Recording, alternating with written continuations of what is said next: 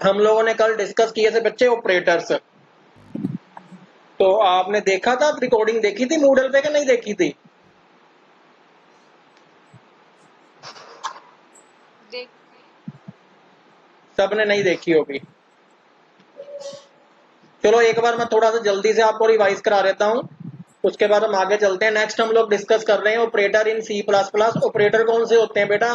जो action perform होता है वो ऑपरेटर होते हैं। फॉर एग्जाम्पल हम कहते हैं ए प्लस बी, तो इसमें ए और बी क्या है? वो ऑपरेंड है, और प्लस क्या है? वो ऑपरेटर है, क्योंकि एक्शन क्या परफॉर्म हो रहा है? एडिशन का। तो ऑपरेटर क्या होते हैं? जो एक्शन परफॉर्म होता है वो होते हैं ऑपरेटर।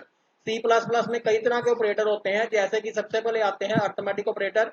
ये वो ऑपरेटर हैं जिनमें आते हैं plus minus multiply divide modulus, plus plus and minus minus. Plus minus जो है वो यूनरी भी हैं और ये बाइनरी भी हैं, मतलब ये दो ऑपरेंड के बीच में भी आ सकते हैं और ये सिंगल ऑपरेंड के साथ भी आ सकते हैं। जबकि मल्टीप्लाई का साइन, डिवाइड का साइन और जो परसेंटेज का साइन है, ये जो हमारे ऑपरेटर हैं ये हमारे बाइनरी ऑपरेटर होते हैं। ये दो ऑपरेंड के बीच में ही आते हैं, मतलब ए और बी के बीच में ही आएंगे, अकेले ए या अकेले बी के साथ नहीं आते। ये जो ऑपरेटर है ये क्या करते हैं? प्लस एडिशन देता है, माइनस सब्ट्रैक्शन देता है, स्टार का साइन आपको मल्टीप्लाई देता है, डिवाइड का साइन आपको डिवीजन देता है, और परसेंटेज का साइन जो है वो आपको रिमाइंडर देता है। जैसे आप कहते हो दो, टू डिवाइड बाई फाइव, तो दो को अगर पांच से हम डिवाइड, पांच को अगर दो से डिवाइड करेंगे तो दो दूनी चार, तो बच क्या जाएगा? एक। तो ये एक क्या है? ये मॉडुलस है। ये जो एक की वैल्यू है ये आपको रिमाइंडर ऑपरेटर देगा। लेकिन याद रखो, रिमाइंडर ऑपरेटर सिर्फ इंटीजर नंबर पे काम करता है, ये फ्लोट नंबर पे काम नहीं करता। जहां तक आई प्लस प्लस की बात या माइनस माइनस की बात, प्लस प्लस जो है वो इंक्रीमेंट ऑपरेटर है, माइनस माइनस जो है वो डिक्रीमेंट ऑपरेटर है। प्लस प्लस अपने वेरिएबल की वैल्यू एक से बढ़ाता है, और जबकि माइनस माइनस अपने वेरिएबल की वैल्यू एक से कम कर देता है। यहाँ पर एग्जाम्पल में ए प्लस प्लस है और ये माइनस माइनस है। अगर ए की वैल्यू 10 है तो ये प्लस प्लस क्या करेगा? ए को 11 कर देगा, और अगर ए की वैल्यू 10 है तो ए माइनस माइनस क्या करेगा? ए को 9 कर देगा। इसके अलावा हमारे पास जो प्लस प्लस और माइनस माइनस है, ये दोनों के दोनों यूनरी ऑपरेटर हैं, मतलब ये एक ही ऑपरेंड के साथ आ रहे हैं, ए के साथ। यहाँ पर बी नहीं है कोई, एक ही ऑपरेंड के साथ यूज होते हैं, दो ऑपरेंड के साथ ये यूज नहीं होते। नेक्स्ट हमारे पास आते हैं रिलेशनल ऑपरेटर। ये वो ऑपरेटर हैं जो कंपैरिजन के लिए यूज किए जाते हैं। जब हमें रिजल्ट ट्रू या फॉल्स में चाहिए तो कौन कौन से ऑपरेटर होते हैं? Equal to, not equal to, greater than, less than, greater than equal to and less than equal to. तो ये रिजल्ट किसमें देते हैं? या ट्रू में या फॉल्स में। अगर दो वैल्यू सेम है तो equal to value result true में देगा। अगर दो वैल्यू सेम नहीं है तो not equal to result true में देगा। अगर ए बी से बड़ा है तो रिजल्ट ट्रू आएगा, अगर ए बी से छोटा है तो लेस देन के केस में रिजल्ट ट्रू आएगा। अदरवाइज अगर ए बी से बड़ा है और हम लेस देन ऑपरेटर यूज कर रहे हैं तो रिजल्ट क्या आएगा? फॉल्स आएगा। और जो लेस देन इक्वल टू है वो ये कहता है कि अगर ए बी से बड़ा है या ए बी के इक्वल है तो रिजल्ट ट्रू आएगा, अदरवाइज रिजल्ट क्या है? फॉल्स आएगा। इन शॉर्ट आप ये कह सकते हो कि इक्वल टू का उल्टा जो काम है वो नॉट इक्वल टू करता है, ग्रेटर देन का उल्टा जो वैल्यू है वो लेस देन देता है, और ग्रेटर देन इक्वल टू के उल्टे जो चलता है वो लेस देन इक्वल टू हमारा ऑपरेटर काम करता है। नेक्स्ट हमारे पास आते हैं लॉजिकल ऑपरेटर। लॉजिकल ऑपरेटर हम लोगों ने कल डिस्कस किया था कि ये वो ऑपरेटर होते हैं जो कॉम्प्लेक्स कंडीशन के लिए यूज किए जाते हैं। अगर मेरे पास दो से ज्यादा रिलेशनल एक्सप्रेशन है तो अगर मैंने उनके ऊपर कोई ऑपरेशन परफॉर्म करना है तो मैं लॉजिकल ऑपरेटर यूज करूंगा।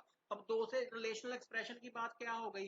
रिलेशनल एक्सप्रेशन क्या है? जिन एक्सप्रेशन में रिलेशनल ऑपरेटर यूज किए जाते हैं वो जो एक्सप्रेशन होते हैं वो रिलेशनल एक्सप्रेशन होते हैं। जिन एक्सप्रेशन के अंदर रिलेशनल ऑपरेटर यूज किए जाते हैं वो जो एक्सप्रेशन होते हैं वो रिलेशनल एक्सप्रेशन होते हैं। फॉर एग्जांपल मैं कहता हूं ए ग्रेटर देन बी। अब ग्रेटर देन क्या है? वो रिलेशनल ऑपरेटर है। तो ए ग्रेटर देन बी क्या बन गया? वो आपका रिलेशनल एक्सप्रेशन बन गया। ऐसे ही मेरे पास क्या है? ए प्लस बी। अब प्लस क्या है? अर्थमेटिक ऑपरेटर है, तो ए प्लस बी क्या बन गया? वो अर्थमेटिक एक्सप्रेशन बन गया। तो जो जब हम ये चाहते हैं कि हम दो या दो से ज्यादा रिलेशनल एक्सप्रेशन को जोड़ें तो उनके लिए जो ऑपरेटर यूज होते हैं वो लॉजिकल ऑपरेटर यूज होते हैं। जैसे कि तीन तरह के लॉजिकल ऑपरेटर हैं, एक है एंड, एक है और एक है नॉट। जो एंड है ये एक बाइनरी ऑपरेटर है, और भी एक बाइनरी ऑपरेटर है, और नॉट जो है वो एक यूनरी ऑपरेटर है। एंड क्या करता है? एंड दो एक्सप्रेशन को मैच करेगा, अगर दोनों ट्रू हुई तो रिजल्ट ट्रू आएगा। और क्या करता है? वो दो एक्सप्रेशन को मैच करेगा, अगर दोनों में से एक भी ट्रू हुई तो रिजल्ट ट्रू आएगा, अदरवाइज रिजल्ट जो है वो फॉल्स आएगा। और नोट क्या करता है? ये आपके ट्रू रिजल्ट को फॉल्स कर देता है और फॉल्स रिजल्ट को ट्रू कर देता है, ये आपके रिजल्ट को उल्टा कर देता है। नेक्स्ट हमारे पास ऑपरेटर जो आते हैं वो है बिट वाइज ऑपरेटर। ये वो ऑपरेटर होते हैं, इसको हम प्रोग्राम बना के मैं आपको भेजूंगा ताकि आपको पता लग जाएगा कि कैसे ये सारे ऑपरेटर यूज हो रहे हैं। बिट वाइज ऑपरेटर वो ऑपरेटर होते हैं जो इंडिविजुअल बिट पे काम करते हैं। अगर आपको थोड़ा इसके बारे में शायद मुश्किल होगा समझना, ये क्या करते हैं, ये बिट लेवल पे काम करते हैं। अगर मैं बोलता हूँ 2+2 तो आप बोलोगे सर 4 आता है, लेकिन अब अगर मैं लिखता हूँ ए में 2 है, बी में 2 है और मैं लिखता हूँ ए एंड बी, तो ये क्या करेगा, 2 का बाइनरी निकालेगा, ए में जो वैल्यू उसका बाइनरी निकालेगा, बी में जो वैल्यू है उसका बाइनरी निकालेगा और उन दोनों बाइनरी वैल्यूज का एंड ऑपरेशन कर देगा बिट लेवल पे, और जो रिजल्ट है वो आपको देगा। तो ये इन शॉर्ट हम ये कह सकते हैं bitwise operators are those operators that perform on the bit level values. Mean अगर ए 2 है, बी में 10 है, तो ये 2+10 12 नहीं आएगा, ये 2 का बाइनरी निकालेगा, ये 10 का बाइनरी निकालेगा और उनको बाइनरी जो वैल्यूज आई हैं उनके ऊपर जो ऑपरेशन है वो परफॉर्म होंगे। अगर एंड है तो एंड का ऑपरेशन परफॉर्म होगा, अगर ओट है तो ओर का ऑपरेशन परफॉर्म होगा, एक्सक्लूसिव और है, नोट है, शिफ्ट लेफ्ट है, शिफ्ट राइट है, ये सारे ऑपरेटर परफॉर्म होते हैं जो वेरिएबल है उनकी बाइनरी वैल्यूज पे, ना कि उनकी ओरिजिनल वैल्यूज पे। अब देखिए नेक्स्ट हमारे पास जो ऑपरेटर आते हैं 2000 का था असाइनमेंट ऑपरेटर। असाइनमेंट ऑपरेटर कौन सा है, इक्वल टू ऑपरेटर। ये क्या करता है, ये वैल्यू असाइन कर देता है। तो जैसे कि C is equal to A plus B, तो ए और बी में जो भी है उसका रिजल्ट किसमें चला जाएगा, सी में चला जाएगा। तो सी में रिजल्ट कैसे गया, इक्वल टू के कारण। तो इक्वल टू क्या है, ये हमारा असाइनमेंट ऑपरेटर है। ये C is equal to A plus B जो हमने लिखा हुआ है ये क्या है, this is called expression, this is called sorry statement, assignment statement. Assignment statement, अब असाइनमेंट स्टेटमेंट में क्या क्या पार्ट्स हैं, इसमें वेरिएबल है, इसमें ऑपरेंड है, इसमें ऑपरेटर है, इसमें एक्सप्रेशन है। अब वेरिएबल क्या है, ए बी सी, ऑपरेंड क्या है, ए बी सी, ऑपरेटर क्या है, प्लस, इक्वल टू। लेकिन ए प्लस बी क्या है, ये एक एक्सप्रेशन है। कौन सा एक्सप्रेशन है, ये एक अर्थमेटिक एक्सप्रेशन है। और C is equal to A plus B क्या है, ये असाइनमेंट है कि अर्थमेटिक एक्सप्रेशन परफॉर्म करने के बाद जो वैल्यू आई वो सी में डाल दी, तो ये क्या है, ये एक असाइनमेंट स्टेटमेंट है। अब असाइनमेंट स्टेटमेंट कई तरह की होती है, जैसे प्लस, इक्वल टू, इसका मतलब क्या है, हमने लिखा सी, यहाँ पर देखिए स्टूडेंट, यहाँ पर देखिए, यहाँ पर लिखा हुआ है C plus equal to A. इसका मतलब क्या होता है, C is equal to C plus A. ये शॉर्ट हैंड असाइनमेंट ऑपरेटर है, शॉर्ट हैंड। अगर आप ये चाहते हो कि लिखना C is equal to C plus A, तो आप इसको ऐसे भी लिख सकते हो, C plus equal to A, result same आएगा। ऐसे ही हमारे पास माइनस इक्वल टू है, मल्टीप्लाई इक्वल टू है, डिवाइड इक्वल टू है, मॉडुलस इक्वल टू है। तो ये सब क्या करते हैं, ये आपको इक्वलेंट रिजल्ट देते हैं। अगर आप C minus equal to A लिखते हो तो इसका मीनिंग क्या है, C is equal to C minus A. तो मतलब आप चाहो दोनों में से कोई भी लिख लो, दोनों सेम है, बट लैंग्वेज आपको ये सपोर्ट करती है कि अगर आपके जो ऑपरेशन है उसमें जो आपके दो ही वेरिएबल हैं तो आप उसको शॉर्ट हैंड फॉर्म में लिख सकते हो। मतलब C is equal to C minus A लिखने की बजाय आप C minus equal to A भी लिख सकते हो। कंप्यूटर अपने आप ये समझ लेगा कि C minus equal to A का मतलब भी C is equal to C minus A है। तो ये सब जो होते हैं these are the short hand assignment operators that we can use. Next हमारे पास आते हैं जी टर्नरी ऑपरेटर, जिसको बोला जाता है कंडीशनल टर्नरी ऑपरेटर। ये क्या करता है, ये रिजल्ट देता है ट्रू और फॉल्स के हिसाब से। फॉर एग्जाम्पल आप यहाँ पर देखिए, यहाँ पर क्या है, this is the example of the ternary operator. इसमें ये क्वेश्चन मार्क जो है ये टर्नरी ऑपरेटर है। ये क्या करता है, इसके जो लेफ्ट हैंड साइड पर है ए ग्रेटर देन बी कंडीशन, ये उसको चेक करता है। अगर ए बी से बड़ा है तो आपका रिजल्ट क्या आएगा, ए आएगा। और अगर ए बी से बड़ा नहीं है तो ये कोलन जो है इसके बाद जो वैल्यू है वो आपका रिजल्ट आएगी। तो मतलब क्या है कि अगर ए बी से बड़ा है तो रिजल्ट में आएगा ए, लेकिन अगर ए बी से बड़ा नहीं है तो फिर कोलन के बाद क्या लिखा है, बी, तो रिजल्ट में क्या आएगा, बी। तो टर्नरी ऑपरेटर क्या है, ये एक कंडीशनल ऑपरेटर है जिसके तीन पार्ट होते हैं। इसमें एक कंडीशन होती है, एक आउटपुट आउटकम 1 होती है, एक आउटकम 2 होती है। अगर कंडीशन ट्रू है तो क्वेश्चन मार्क के बाद जो वैल्यू है वो आपका रिजल्ट है, और अगर कंडीशन फॉल्स है तो कोलन के बाद जो वैल्यू है वो आपका रिजल्ट है। तो ये जो हमारे पास ऑपरेटर है this is called ternary operator. ठीक है जी। नेक्स्ट मैंने आपको भी बता ही दिया कि एक्सप्रेशन क्या होती है, स्टेटमेंट क्या होती है। एक्सप्रेशन जो होता है वो आपका फॉर्मूला होता है, जैसे ए प्लस बी ये एक्सप्रेशन है, जैसे ए ग्रेटर देन बी ये एक्सप्रेशन है। और जब एक्सप्रेशन के साथ हम इक्वल टू साइन यूज कर देते हैं तो वो क्या बन जाता है, वो बन जाता है आपका स्टेटमेंट, वो बन जाता है आपका स्टेटमेंट। ठीक है जी। तो यहाँ पर एक छोटी सी उसने एग्जांपल दी हुई है, देखिए यहाँ पर हमने कई चीजें यूज की हैं। जैसे एक चीज यूज की है जी, INT A is equal to 10। तो यहाँ पर क्या किया गया है कि A की वैल्यू क्या कर दी गई है, 10 कर दी गई है। B की वैल्यू क्या कर दी गई है कि जो A की वैल्यू है वो B की वैल्यू कर दी गई है। तो इसको अभी हम नहीं करेंगे, we will discuss it later. But main हमारा जो अभी हमने डिस्कस किया है कि what are the operators and what are the use of the operators. ये एक छोटा सा चार्ट है जो ये बताता है कि कौन से ऑपरेटर पहले सोल्व होते हैं, जैसे बोर्ड मास आपने किया था मैथमेटिक्स में, और कौन से ऑपरेटर जो है वो बाद में सोल्व होते हैं। तो और लेफ्ट टू राइट ऑपरेटर कौन सा सोल्व होता है और राइट टू लेफ्ट कौन सा ऑपरेटर सोल्व होता है, ये बुक आपको मैंने सेंड की हुई है। अगर आपके पास बुक नहीं है तो मुझे दोबारा मैसेज कर देना व्हाट्सएप पे, इसको मैं सेंड कर दूंगा, क्योंकि हम सेम एक ही मैं बुक फॉलो कर रहा हूँ ताकि आप घर बैठ के भी उस बुक को देख सको।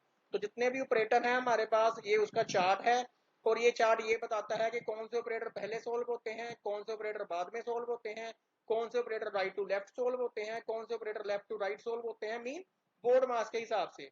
तो this chart is called precedence, के वो ऑपरेटर का जो रूल है सोल्व होने का वो कैसा है।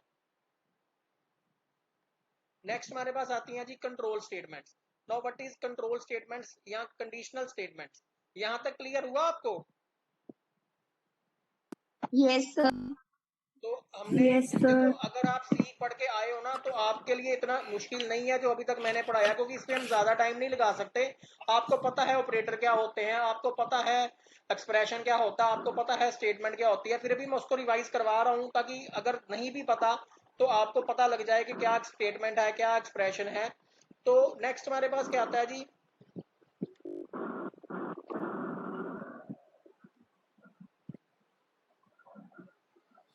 Control statements. Now what is control statements. Control statements को करने से पहले आपको थोड़ा सा मैं बता देता हूँ कि कंट्रोल स्टेटमेंट्स क्या होती हैं। जब हम फ्लो ऑफ एक्शन जब हम फ्लो ऑफ एक्शन को कंट्रोल करना चाहते हैं तो हम कंट्रोल स्टेटमेंट यूज करते हैं। कैसे? हमारे पास तीन तरह की कंट्रोल स्टेटमेंट्स होती हैं। एक होती है जी ब्रांचिंग, एक होती है जी जंपिंग, एक होती है जी लूपिंग। एक होती है ब्रांचिंग, एक होती है जंपिंग और एक होती है लूपिंग। फॉर एग्जाम्पल, आप कहते हो कि आपके फादर आपको कहते हैं जी अगर आपके आज 80% मार्क्स आ गए इस बार तो मैं आपको एक्टिवा ले दूंगा, लेकिन अगर 80% से कम आए तो फिर मैं आपको साइकिल लेके दूंगा। तो ये क्या है? ये एक कंट्रोल स्टेटमेंट है। लेकिन ये किस तरह की कंट्रोल स्टेटमेंट है? ब्रांचिंग की, पेड़ के ब्रांच के जैसे कि पेड़ है, या तो तुम लेफ्ट में जाओगे या तुम राइट में जाओगे, तुम दोनों जगह नहीं जा सकते। ये नहीं है कि भाई साइकिल भी मिलेगा और एक्टिवा भी मिलेगा, एक चीज मिलेगी, पर किस पे मिलेगी? तुम्हारी आउटकम के ऊपर। तो इसका मतलब ये क्या है? ये कंट्रोल स्टेटमेंट है। ये क्या है? एक ब्रांचिंग स्टेटमेंट है। ऐसे ही कई बार क्या होता है कि आपको बोला जाता है कि जब तक आपके मार्क्स 80% नहीं आते, आप बार बार टेस्ट दो, बार बार टेस्ट दो, बार बार टेस्ट दो। तो मतलब आप एक चीज को बार बार रिपीट करी जाओ जब तक की कंडीशन मेट नहीं होती। तो ये भी एक तरह की स्टेटमेंट है, ये भी एक तरह का कंट्रोल है, लेकिन इसको हम क्या बोलते हैं? Looping statement. इसको हम क्या बोलते हैं? Looping statement. और जब आपको ये बोला जाता है कि आप एक सेट ऑफ स्टेटमेंट को छोड़कर कहीं और चले जाओ एग्जीक्यूशन में, तो उसको हम क्या बोलते हैं? Jumping statement. तो इन शॉर्ट में ये कह सकता हूं कि जो कंट्रोल स्टेटमेंट्स हैं उनकी कई कैटेगरीज हैं, लेकिन उनको ब्रॉडली तीन कैटेगरीज में डिवाइड किया जाता है कि वो ब्रांचिंग हो सकती है, वो जंपिंग हो सकती है और वो लूपिंग हो सकती है। अगर हमारे पास दो सेट है आउटपुट के, लेकिन हमने उन दो या दो से ज्यादा सेट है आउटपुट के, लेकिन हमने उनमें से एक ही यूज करना है, तो मैं बोलता हूं कि मेरी कंट्रोल स्टेटमेंट ब्रांचिंग स्टेटमेंट है। अगर मैं ये चाहता हूं कि मेरे पास एक आउटपुट का सेट है और वो सेट मैंने बार बार चलाना है जब तक कि एक कंडीशन मेट ना हो जाए, तो मैं बोलूंगा मेरी कंट्रोल स्टेटमेंट जो है वो एक लूपिंग स्टेटमेंट है। और जब आपको ये बोला जाए कि एक सेट ऑफ कंट्रोल स्टेटमेंट को छोड़ के कहीं दूसरे पर सीधा ही चले जाओ, तो मैं बोलूंगा कि मेरी जो कंट्रोल स्टेटमेंट्स हैं वो जो है वो एक जंपिंग स्टेटमेंट है। अब यहाँ पर कौन कौन सी स्टेटमेंट्स हैं? अगर मैं बात करूं ब्रांचिंग में, तो हमारे पास आ जाती है इफ, हमारे पास आ जाती है if else nesting, if else if construct, switch statement. अगर हम बात करें लूपिंग की तो हमारे पास आ जाती है four statement, while statement, do while statement. अगर जंपिंग की बात करें तो हमारे पास आ जाती है गो टू, कंटिन्यू। तो ये सारी वो स्टेटमेंट्स होती हैं जो हमारे पास आती हैं। ठीक है जी। अब इसको करने से पहले, कंट्रोल स्टेटमेंट को करने से पहले, थोड़ा सा हमें इनपुट आउटपुट स्टेटमेंट्स के ऊपर भी डिस्कस करना होगा, बिकॉज अदरवाइज आपको समझ नहीं आएगी कि ये प्रोग्राम कैसे काम कर रहे हैं। तो अभी मैं स्क्रीन शेयर रोक रहा हूं थोड़ी देर के लिए, एंड देन आपको बताता हूँ। तो यहां तक समझ आ गया आपको? Yes sir. झूठ ना बोल देना, सच बोल रहे हो कि झूठ बोल रहे हो? नहीं सर, सच बोल रहे हैं, आ गया है। आ गया, चलो अच्छी बात है, खुश रहो। तो सर अब क्या? हाँ जंपिंग जी, स्टेटमेंट का बता दो। जंपिंग स्टेटमेंट का। हाँ जी। जंपिंग स्टेटमेंट का मतलब बच्चे क्या होता है कि जब हम लोग ये कहते हैं कि लाइक मेरे पास एक ब्लॉक है, कि मैं कहता हूं कि हमने एक ब्लॉक को छोड़ के कहीं और चले जाना है। लाइक हम अगर ये कहते हैं कि अगर जैसे कि कंडीशन है कि ट्रांसफर होगी फादर की, तो हम बटाला छोड़ के कहीं और चले गए, तो इसका मतलब क्या होता है कि हम अपना स्टेटमेंट ब्लॉक के कहीं और चले गए हैं। तो वो क्या है, वो जंपिंग स्टेटमेंट होती है। इसको एग्जांपल में हम ये सीधा मैं ये कह सकता हूँ कि ये अनकंडीशनल है, कि हम बिना इफ यूज किए, बिना हम कोई फॉर यूज किए, अगर हम सीधा ही एक स्टेटमेंट को छोड़कर कहीं किसी दूसरी स्टेटमेंट में चले जाते हैं, तो वो जो हमारी स्टेटमेंट होती है, वो हमारी स्टेटमेंट जो है वो जंपिंग स्टेटमेंट होती है। यहाँ पर ना हम एक चीज बड़ी इंपॉर्टेंट है देखने वाली, वो क्या है कि हमारे पास ना दो तरह की स्टेटमेंट की कैटेगरी आती है। एक ये आती है कि भाई हम लोग कंडीशनल स्टेटमेंट यूज करते हैं, एक आती है कि हम लोग अनकंडीशनल स्टेटमेंट यूज करते हैं। अब मान लो अगर मैं इफ की बात करता हूँ, अगर मैं बात करता हूँ फॉर की, तो ये सब जो है ये कंडीशनल है। और अगर अनकंडीशनल मीन के बिना इफ यूज किए ही सीधा ही हम कहीं चले जाएं, तो वो क्या है, वो हमारी अनकंडीशनल स्टेटमेंट है, जिसमें जंपिंग स्टेटमेंट आती है। गो टू है, कॉन्टिन्यू है, ब्रेक है, ये जो स्टेटमेंट्स होती हैं ये सारी की सारी जंपिंग स्टेटमेंट होती हैं, जिनमें हम एक ब्लॉक को छोड़ के किसी दूसरे ब्लॉक में कोडिंग के चले जाते हैं और उसमें कोई कंडीशन यूज नहीं हुई होती। तो that's why these statements are called jumping statement. इसको एग्जांपल जब करेंगे तो आपको ज्यादा क्लियर हो जाएगा। तो ओके सर। उससे पहले एक बार फिर आपको छोटा सा एक मैं प्रोग्राम